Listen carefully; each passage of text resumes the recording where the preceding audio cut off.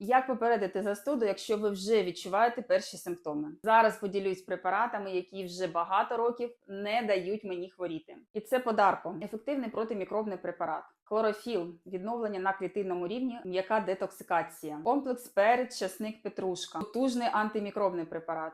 Морінда – знижує температуру та рівень запалення. Брез-Іс – ефективний, якщо у вас вже почався кашель. Срібло – швидко прибере нежить та біль у горлі. Захисна формула – це вітамінний комплекс для підвищення імунітету та вітамінної підтримки.